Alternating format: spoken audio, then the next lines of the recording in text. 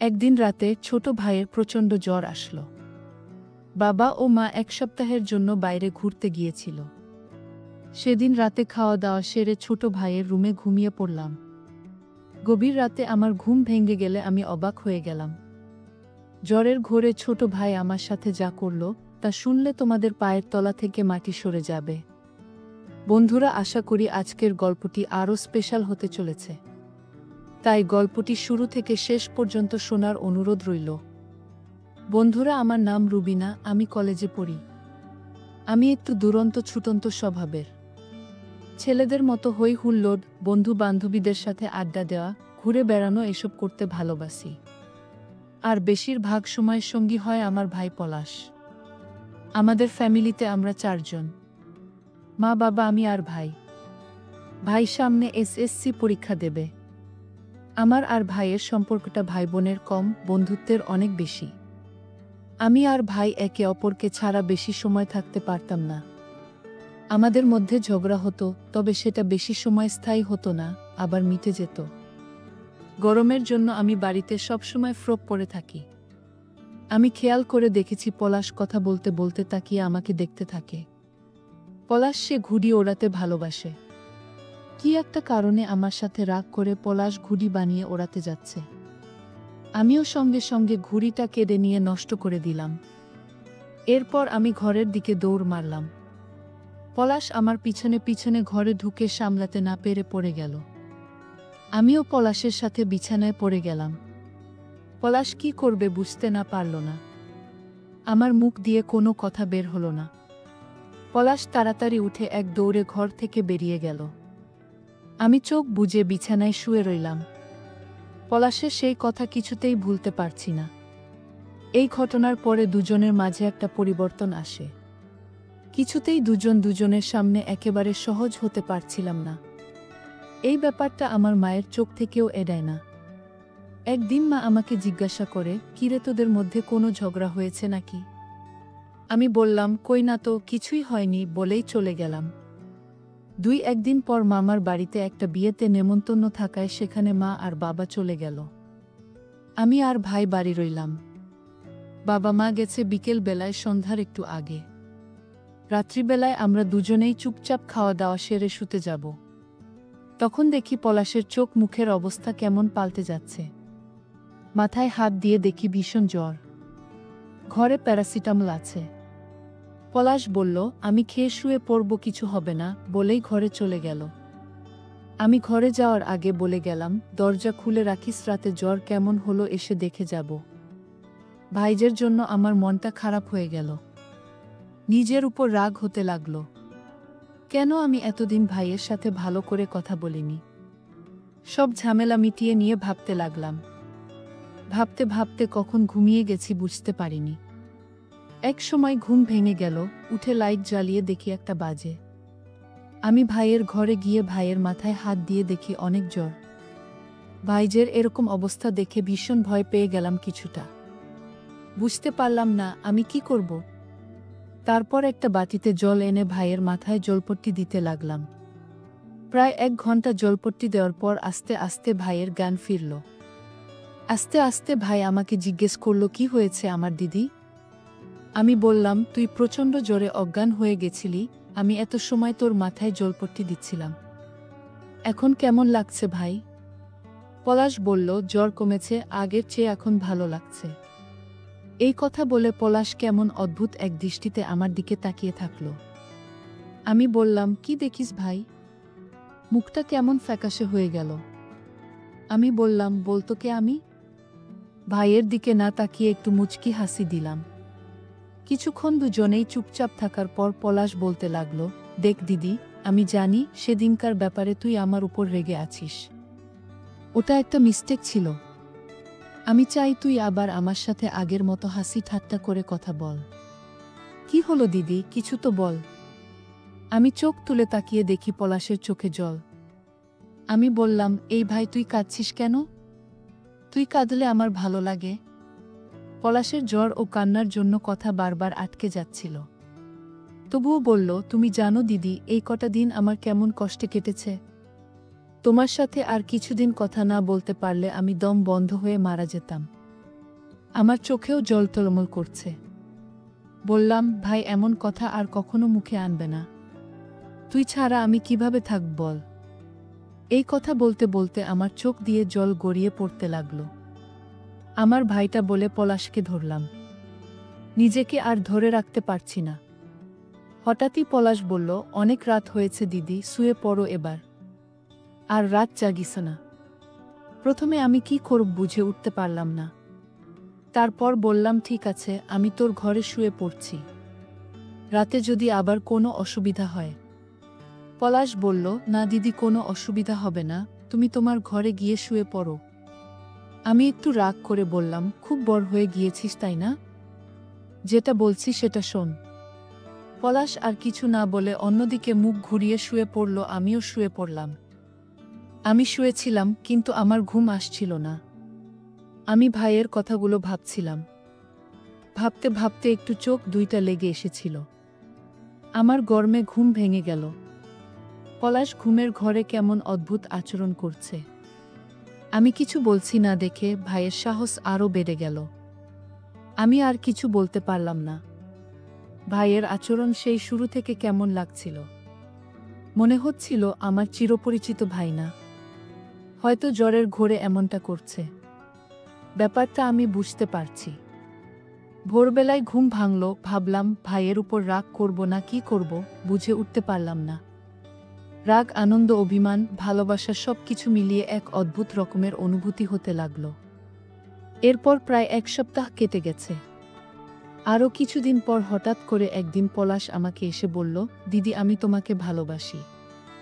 সেদিনের জন্য আমি দুঃখিত দিদি। জ্বরের ঘোরে অনেক বড় ভুল করে ফেলেছি। ভাইয়ের দিকে তাকিয়ে আমারও ভীষণ মায়া লাগছিল। ভাইয়ের কাছ থেকে হঠাৎ করে একথা শুনে আমি কি বলবো বুঝে উঠতে পারলাম না। পরিস্থিতি একটু সামলে নিয়ে বললাম, আচ্ছা ঠিক আছে, দেখা যাবে। এখন বাবার বাইকটা বের করে আমাকে একটু পৌঁছিয়ে দিয়ে আয়। ভাই আমার দিকে তাকিয়ে বাইক বের করতে চলে গেল। এর আগে বহুবার পলাশ আমাকে বাইকে করে কোচিংয়ে দিয়েছে, কিন্তু কেন জানি না, আজ অনেক অন্যরকম ফিল হচ্ছে। কোচিংয়ে পৌঁছে দেখি কোচিং শুরু হয়ে গেছে। আমি পলাশের দিকে তাকিয়ে একটু হেসে কোচিংয়ে ঢুকে গেলাম। কোচিং থেকে বাড়ি ফিরে দেখি কে যেন আমার বাথরুমে ঢুকেছে। আমি আর কোনো উপায় না পেয়ে ভাইয়ের বাথরুমে ঢুকলাম। স্নান সেরে ঘরে আসলাম। আর কিছুক্ষণ পরে মনে পড়ল পলাশের বাথরুমে আমার একটা জামা রেখে এসেছি। আমি এক দৌড় দিয়ে পলাশের বাথরুমে ঢুকে গেলাম।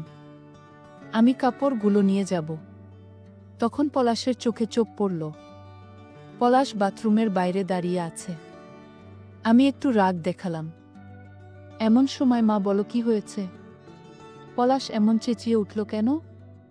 আমি বললাম, তোমার ছেলের তো কোনো কাজ নেই, সবসময় আমার সাথে ঝগড়া করে। মা বলল, তোরা দুজনে মিলে কি যে করিস আমি বুঝি না। আবার দুজন 1 সেকেন্ডও আলাদা থাকতে পারিস না। পরদিন দিদিমার শরীর খারাপ হওয়াতে মা বাবা দুজনেই দেখতে গেল। সন্ধেবেলায় আমিও পলাশ দুজনে বসে টিভি দেখছিলাম। হঠাৎ পলাশ বলে উঠল, দিদি, একটু চা করো না, চা খাবো। আমি বললাম, আচ্ছা ঠিক আছে, টিভি দেখে আমি চা করে আনছি।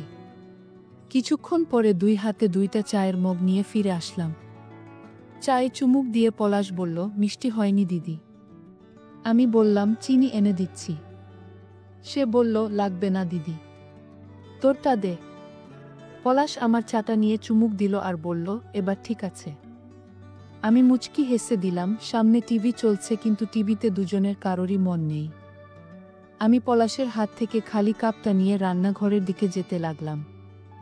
আমি দরজার কাছে এসে পিছনে তাকিয়ে দেখি আমার ভাই তাকিয়ে আছে। আমি ভাইয়ের কাণ্ড দেখে আর না হেসে পারলাম না। পরের দিন সকাল থেকে আকাশটা মেঘলা, যে কোনো সময় বৃষ্টি নামবে। পলাশ টিউশনে গিয়েছিল, এখনো বাড়ি আসেনি। অন্য দিন এত সময় বাড়িতে চলে আসে।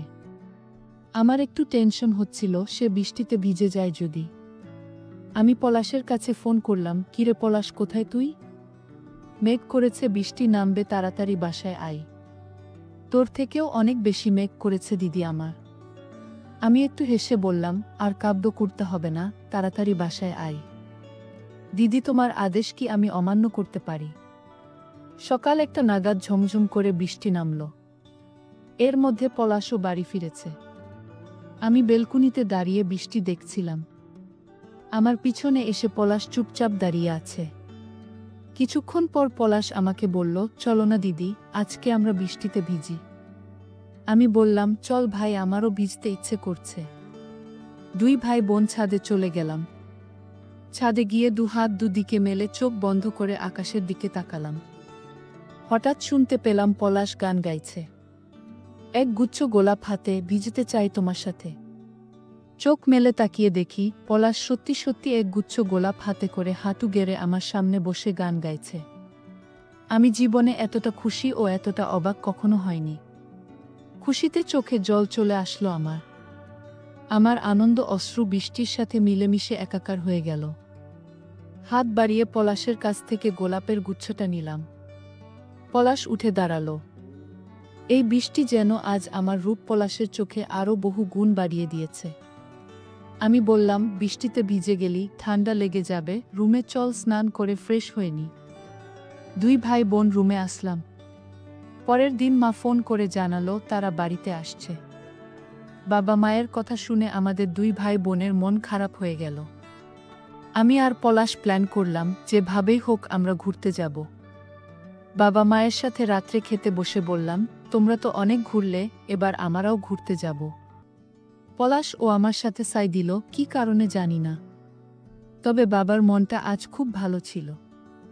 মা জিজ্ঞাসা করল, কোথায় যাবি? আমরা দুজনেই বললাম, দার্জিলিং যাব। ঠিক হলো, আমার সবাই প্রথমে দার্জিলিং এ যাব, সেখান থেকে অন্য জায়গা। পলাশ বলল, দিদি, আমরা কত লাকি, 3 দিনের মধ্যে আমাদের ঘোরার প্ল্যান হয়ে গেল। ভ্রমণের জন্য হালকা কেনাকাটা আর গোছগাছ শুরু করলাম আমরা।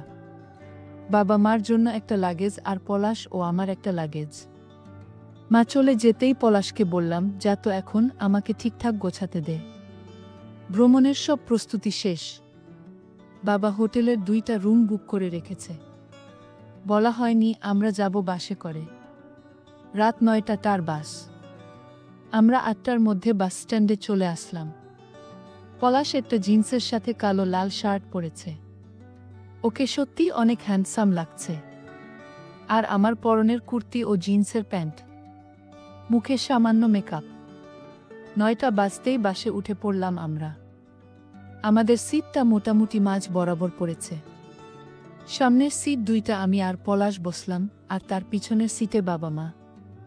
দুই ভাই বোন ঝগড়া করে নিলাম। জানলার পাশে বসা নিয়ে জিত আমারই হলো। কিছুক্ষণ গজগজ করে পলাশ বসে পড়ল। 9টা 15 মিনিটে বাস ছাড়বে। রাত বাড়ছে, 1000 বছরের পুরনো রাত। রাত বাড়ার সাথে সাথে একে একে নিভে আসছে বাসের ভেতরকার লাইটগুলো। জোরালো থেকে ফিসফিসের পর্যায়ে এসে এখন প্রায় থেমে এসেছে ভেতরকার মানুষজনের কথাবার্তা। আষাঢ় মাস, বাইরে হঠাৎ গুড়ি গুড়ি বৃষ্টি নেমেছে। ব্যাগের ভিতর পাতলা চাদর রাখা ছিল। ঠান্ডা লাগতেই ব্যাগ থেকে চাদরটা বের করে নিয়ে অর্ধেকটা নিজের গায়ে জড়িয়ে বাকিটা ভাইয়ের উপর দিলাম। আমি ভেবেছিলাম পলাশ ঘুমিয়ে গেছে। কিন্তু চাদর দিতেই ও আমাকে বলল, কি হয়েছে? বললাম, দেখছিস না কেমন ঠান্ডা পড়েছে। আমি চুপচাপ ভাবতে থাকি জীবন নিয়ে। আচ্ছা, কি ঘটবে আমাদের জীবনে? আর একটু বয়স বাড়লেই তো বাবা মা উঠতে লাগবে আমার বিয়ে নিয়ে। আমি যখন এসব ভাবছিলাম ঠিক তখনই পলাশ বলল, কি হয়েছে? আমি তখনই বাস্তবে ফিরে আসি। আমরা দুজন ছাড়া সবাই গভীর ঘুমে। পলাশের অদ্ভুত আচরণের শব্দ করে উঠলাম। পিছন থেকে মা আস্তে করে বলে ওঠে, কি রে, কি হলো? মায়ের আওয়াজ শুনে চমকে গেলাম। তার মানে মা জেগে আছে। তাড়াতাড়ি করে উত্তর দিলাম, কিছু না মা। হঠাৎ বাসের চাকা গর্তে পড়তেই ঘুম ভেঙে গেছে। মা আর কিছু বলে না। ভোর 4:30টায় আমাদের বাস থেকে নামিয়ে দেয়। মাথার উপরের বিশাল আকাশ। উপর থেকে যেন কোনো অদৃশ্য হাত একটু একটু করে টেনে সরিয়ে দিচ্ছে। কালো চাঁদের দিকে মুগ্ধ হয়ে দুই ভাইবোন তাকিয়ে থাকি আকাশের দিকে। বাবার ডাকে ধান ভাঙে আমাদের। বাবা মায়ের সাথে এগিয়ে যায় একটা দোকানের দিকে। যে তেষ্টা মেটিয়ে চায়ে চুমুক দিতে দিতে পুরো আলো ফুটে যায়। চা শেষ করে বাবা একটা গাড়ি ঠিক করল। বাবা মা সামনে বসে আর আমি ভাই পিছনে বসলাম। রাতের গুড়ি গুড়ি বৃষ্টিতে ভিজে আছে চড়া মিশকালো পিচ ঢালা রাস্তা। এখন বৃষ্টি বা ঝড়ো আকাশ কেমন গুমোট হয়ে আছে। রাস্তার দুধারে নাম না জানা নানান রকমের গাছ। বৃষ্টিতে ধুয়ে একেবারে সবুজ হয়ে আছে পাতাগুলো। কিছু কিছু গাছে ফুটে নাম না জানা নানান রকমের ফুল। অবাক চোখে যেন সমস্ত প্রাকৃতিক সৌন্দর্য গিলতে থাকি আমরা দুজনেই। আর একটু সামনে গিয়ে চা বাগান দেখে উচ্ছ্বসিত হয়ে উঠি। আমরা দেখি সূর্যিমামা কেবল উঠি উঠি করছে। সেই সময় একদল মেয়ে মাথায় ঝুড়ি বেঁধে চলছে চা বাগানের দিকে। এই চা বাগানের সাথে জড়ানো ওদের জীবন। ওদের মধ্যে কারো কারো সাইডে একটা কাপড় দিয়ে বানানো ঝোলার মতো রয়েছে, যার ভেতরে বহন করে ছোট বাচ্চা, ঠিক যেমনটা আমরা ছবির বইতে দেখেছি। আমি আপন মনেই বলে উঠি, কি অসম্ভব সৌন্দর্য। প্রায় ২০ মিনিট পর আমাদের গাড়ি হোটেলের সামনে চলে আসে। গাড়ি থেকে নেমে আমরা দুজনে আগে রিসেপশনের কাছে গেলাম। রিসেপশনে বসে আছে একজন মহিলা। আমরা সামনে যেতেই চেয়ার ছেড়ে উঠে ইংরেজিতে বলে ওঠে, স্যার অ্যান্ড মাম ওয়েলকাম। আমাদের রুম বুকিং করা আছে দোতলায়। মহিলা বলে কি নামে বুকিং দেওয়া হয়েছিল জানতে চায়। পলাশ নাম বলতেই মহিলাটি ড্রয়ার খুলে চাবি এগিয়ে দেয় পলাশের দিকে। এর মধ্যে আমাদের বাবা মা ও এসে পড়েছে। হোটেল বয়দের হাতে লাগেজ ধরিয়ে দিয়ে আমরা উঠে পড়ি দোতলায়। আমাদের জন্য দুটো রুম বুক করা হয়েছে। একটা রুম যেটা বাবা মা থাকবে, আর অন্যটাতে 2টা বেড। ওই রুমে থাকবো আমি আর ভাই। লাগেজ থেকে কাপড় চোপড় বের করে বাথরুমে ঢুকে গেলাম। স্নানের পরে অনেকটাই ফ্রেশ লাগছে এখন। পলাশ একটু নিচে গিয়েছে হাঁটাহাঁটি করে হাত পায়ের খিল ছাড়াতে। এমন সময় দরজায় নক হতেই ভাবলাম যে পলাশ এসেছে। একটা সারপ্রাইজ দিতে হবে ওকে। দরজা খুলে দেখি কোথায় পলাশ। বাবা দাঁড়িয়ে আছে। দরজার সামনে বাবাকে দেখে ভূত দেখার মতো চমকে উঠলাম। এদিকে বাবার মুখ দিয়ে কোনো কথা বেরোচ্ছে না। কোনো ক্রমে বলল, তোর মায়ের ফোনটা কি তোর কাছে? ঘর থেকে মোবাইলটা এনে বাবাকে দিতে গিয়ে দেখলাম বাবা আমার দিকে তাকিয়ে আছে। বাবা মোবাইলটা নিয়ে কিছু না বলে চলে গেল। দরজা লাগিয়ে ভাবলাম এটা কি হলো। একটু পরে সবাই খাওয়া দাওয়া সেরে নিলাম। পলাশের ঘুম ভাঙতেই জানালা দিয়ে বাইরে তাকিয়ে দেখি সেখানে মেঘ রোদ্দুরের লুকোচুরি খেলা। বাগানের ফাঁকে ফাঁকে লাগানো নিম গাছগুলোর ডালে মেখে থাকা সূর্যের আলোয় কয়েকটা নাম না জানা পাখি দোল খাচ্ছে, ডাকছে, পরক্ষণেই আবার উড়ে যাচ্ছে চোখের আড়ালে। পলাশ প্রকৃতির অপরূপ সৌন্দর্য দেখছে, আর আমি ঘুম থেকে জেগে ওঠে পলাশকে দূর থেকে দেখছি। জানলা দিয়ে এক ফালি রোদ এসে পড়েছে আমার মুখের উপর। দুজন দুই দিক থেকে চেয়ে থাকি একে অপরের দিকে। এমন সময়ে রুমে আবার শব্দ হয়। দেখি মা দাঁড়িয়ে। আমাদেরকে এসে বলল, হাত মুখ ধুয়ে ফ্রেশ হওয়ার জন্য দুপুরে খেয়ে ঘুরতে বেরোবেন। মা বলল, উঠে তাড়াতাড়ি করে হাত মুখ ধুয়ে ফ্রেশ হয়ে রেডি হয়ে নে দুই ভাই বোন। লাঞ্চ করে বেরিয়ে পড়ি আমরা বিশাল বড় একটা জঙ্গলে ঘেরা পার্কে আসলাম। একটু পরে আমরা টিকিট কেটে ঢুকে পড়ি পার্কের ভিতরে। ভেতরে ঢুকতেই চোখে পড়ে পথের দুধারে চেনা অচেনা নানা জাতের গাছের সারি, যার কোনোটা উঠছে আকাশ ছোঁয়ার চেষ্টায়। পথের দুপাশে ছোট ছোট পাহাড় বেয়ে ঘন ঝোপের জঙ্গল। পলাশ বাবা মাকে বলে, তোমরা ওই দিকটাতে ঘুরতে থাকো, আমরা এদিকে ঘুরছি। কেবল বেরোবার আগে একটা কল দিও বলেই জঙ্গলের আরও গভীরে ঢুকতে থাকি দুই ভাই বোন। এই নির্জন দুপুরে গভীর অরণ্যে যেন হারিয়ে যায় আমরা।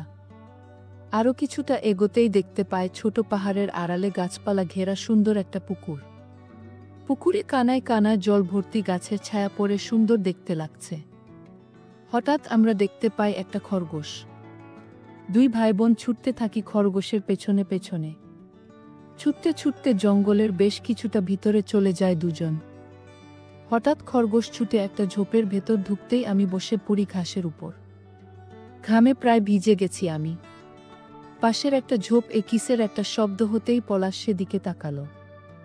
সেটা জামা কাপড় পরা একটা লোক, দেখে বোঝা যায় পাগল। পাগলটা একটু আমাদের দিকে এগিয়ে আসছিল। একটু পর পাগলটা আবার বনের মধ্যে হারিয়ে গেছে। সন্ধ্যা ঘনিয়ে এসেছে। তাড়াতাড়ি যেতে হবে। ফোন আসে বাবার, "কি রে তোরা কোথায়? তাড়াতাড়ি আয়, সন্ধ্যা হয়ে যাচ্ছে তো।" "এই তো আসছি" বলে ফোনটা কেটে দেয় ভাই। গোধূলি আলোতে দুই ভাইবোন এগিয়ে যেতে থাকি মেন গেটের দিকে। আমরা ঠিক কতটা ভিতরে ঢুকেছিলাম জঙ্গলে বুঝতে পেরেছি ফেরার সময়। ক্লান্ত শ্রান্ত হয়ে আমার পা দুইটা যেন আর চলছিল না। এদিকে বাবা মাও ফোন দিয়ে তাড়া দিচ্ছে বারবার। অজানা অচেনা পাখির সারাদিনের ভ্রমণ শেষে নিরে ফেরার বড় বড় গাছের ছায়া আছে। সন্ধ্যা যে নিস্তব্ধতা বাড়িয়ে দিয়েছে আরও। হোটেলে ফিরে পলাশ বলে উঠে, "এক কাপ চা বা কফি হলে বেশ হয় না?" আমার ঘুম পাচ্ছে খুব। আজকের বিকালটা সারা জীবনের সবচেয়ে স্মৃতিমধুর একটা বিকেল হয়ে থাকবে। সত্যি প্রকৃতির মাঝে মেতে ওঠার মজা আসলেই অন্যরকম। আমরা দুই ভাইবোন মা বাবার সাথে হোটেলের রুমে চলে আসলাম। রুমে এসে ফ্রেশ হয়ে ক্লান্তিতে বিছানায় শুয়ে ঘুমিয়ে পড়লাম। পরদিন সকালে আমি ঘুম থেকে উঠে স্নান করে ফ্রেশ হয়ে পলাশকে ডাকলাম, "আর কতক্ষণ ঘুমাবে? ফ্রেশ হয়ে উঠে ব্রেকফাস্ট করবি না?" আমি রুমে ব্রেকফাস্ট নিয়ে যেতে বলেছিলাম। তাই রুমে দিয়ে গেছে, "নিচে যেতে হবে না, উঠে ফ্রেশ হয়ে নে।" ঠিক এই সময়ে দরজায় কড়া নাড়ার আওয়াজ হলো। বাইরে থেকে বাবার গলার আওয়াজ শুনতে পেলাম। দরজা খুলে বললাম, "কিছু বলবে বাবা?" বাবা বলল, "আমি আর তোর মা বেরোচ্ছি একটু, তোরা কি যাবি?" আমি বললাম, "না বাবা, তোমরা যাও, আমরা যাব না। আমরা এখনো ব্রেকফাস্ট করিনি।" বাবা চলে যেতেই আমি বিছানায় শুয়ে পড়লাম। শুয়ে শুয়ে ভাবতে লাগলাম। বাবা আমার দিকে তাকিয়েছিল, কেমন যেন অদ্ভুত লাগলো। তো বন্ধুরা, ভিডিওটি আজকের মতো এখানেই শেষ করলাম। পরবর্তীতে আরও সুন্দর সুন্দর গল্প পেতে একটা লাইক দিয়ে SMAGK চ্যানেলটি সাবস্ক্রাইব করে সাথেই থাকবেন। দেখা হবে পরের কোনো নতুন ভিডিওতে, সেই পর্যন্ত সবাই সুস্থ থাকুন।